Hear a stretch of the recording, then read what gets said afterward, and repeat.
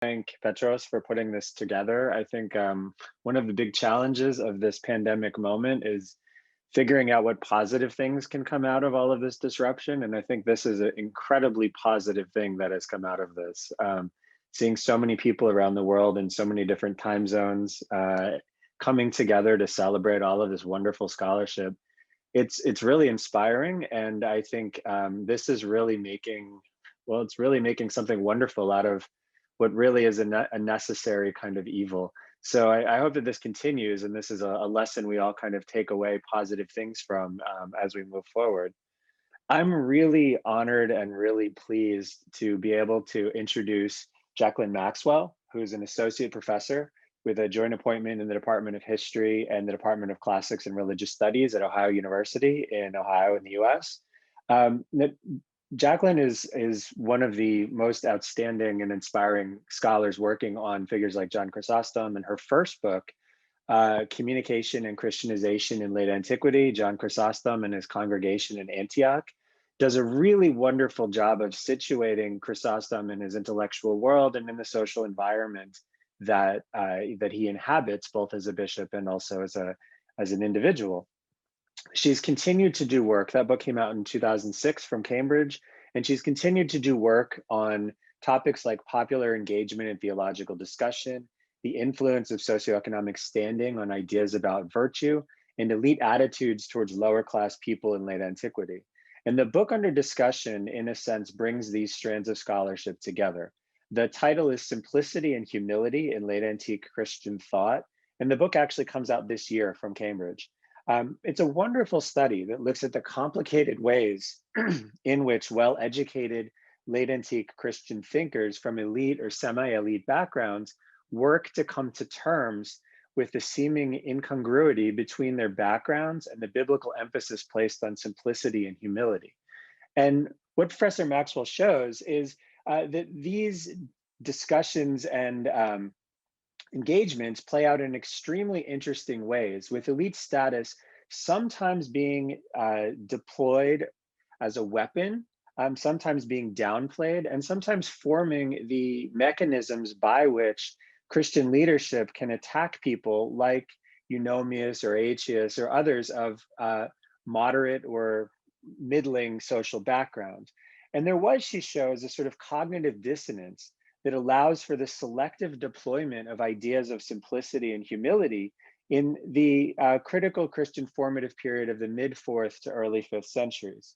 Now, I think the most wonderful thing about this book is not only does it speak to these tensions in the 4th and 5th century and the selective deployment of ideologically balanced ideas, but it also has really important consequences for how we think about things today, because the dynamics between the presentation of simplicity and virtue and the reality of one's background is, I think, in a way, a universal study. But what Jaclyn shows is specifically how we can understand this discussion playing out in a group of authors who in many ways shape the early Byzantine theological approach to these questions and to the dynamic between elite Christian leadership and the notions of simplicity that we see in biblical texts.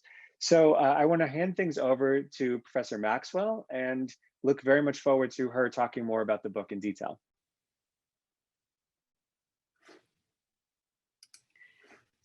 Yes, thank you so much for the introduction. I would also like to thank the conference organizers for including me today. This book is about how upper class Christian writers in late antiquity thought about social, economic, and cultural hierarchies, and how Christian teachings affected these attitudes. The examples that I focus on are first, the discussions of the socioeconomic standing of the apostles, the tent makers and fishermen, the uneducated and ordinary men, and how having these workers as role models contrasted with traditional or classical elite attitudes towards social hierarchy. Secondly, the book focuses on two virtues associated with the apostles: simplicity and humility. I look at how these virtues were very much tied to low social standing. And I look at how upper class Christian authorities sometimes struggled to reconcile their own privileged standing in society with these virtues and role models. One of the starting points of this research was the scholarship on poverty, almsgiving, and beggars in late antiquity. Works by Peter Brown, Susan Holman, Wendy Meyer, Helen Rhee, and others have demonstrated many of the complexities related to this nexus of socioeconomic problems, theology, and church leadership. They have also examined the extent to which attitudes, beliefs, and institutions that developed in late antiquity were often different from those of the classical world. I was inspired by this scholarship, and I also wanted to think about the changing attitudes in late antiquity towards a somewhat broader group of people, people who were not poor, people who might be poor but were not begging for alms. Something more general about the non-elite, or in other words, the people who were, somewhere between the destitute beggars and the upper classes.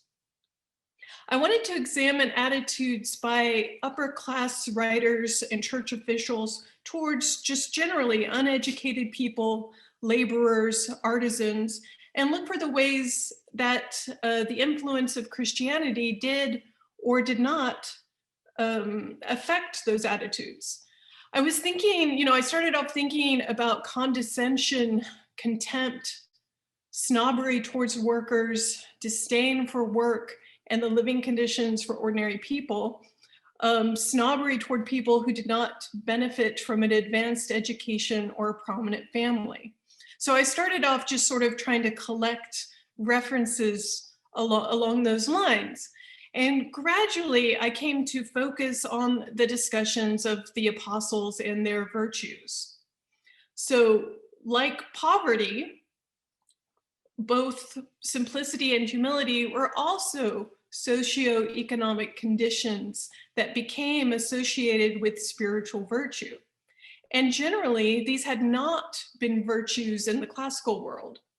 In many cases, discussions of the apostles or even Jesus and Mary's socioeconomic backgrounds would bring up ideas about social equality, the value or lack of value of traditional paideia, and also the virtues of simplicity and humility.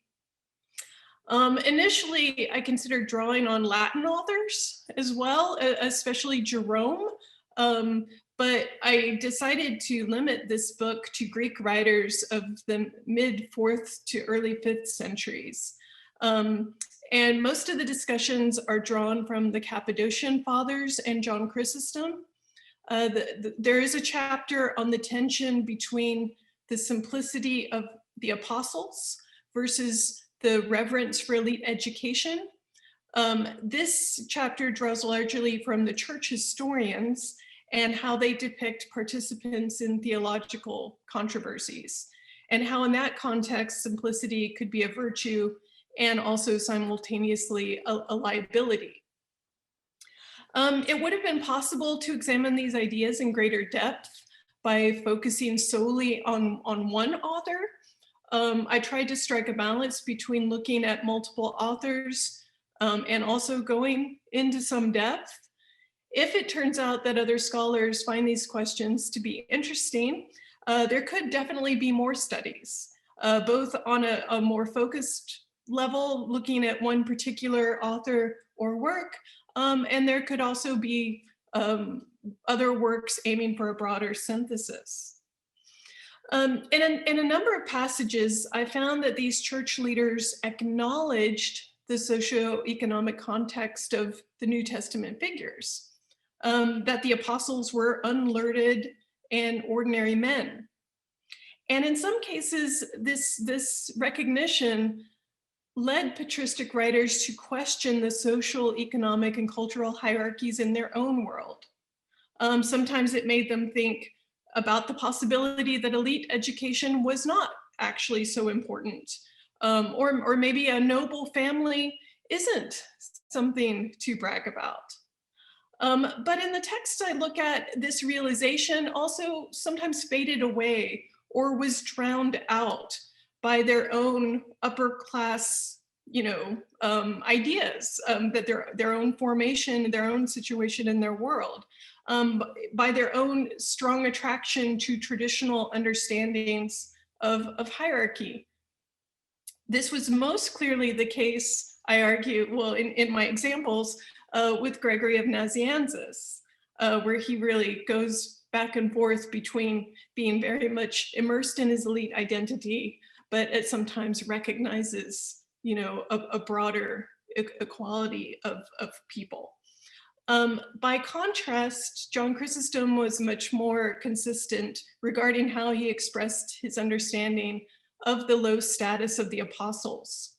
For Chrysostom, the apostles were workers, and they could be role models for the current day workers in the city around him, that he spoke to in his congregations. The apostles' status for Chrysostom meant that elites should treat workers in their own society with respect rather than contempt. The last chapter of the book is on the virtue of humility. And one of the developments in the discussions of humility is that it becomes especially associated with elites who voluntarily step away from some of their privileges as a part of adopting an ascetic life. So ordinary default humility of a worker does not seem to be a virtue on par with the humility of an upper class ascetic. In some ways, the Bible's potential challenges to elite privileges were rerouted or neutralized in that way. But these challenges to the status quo weren't completely erased.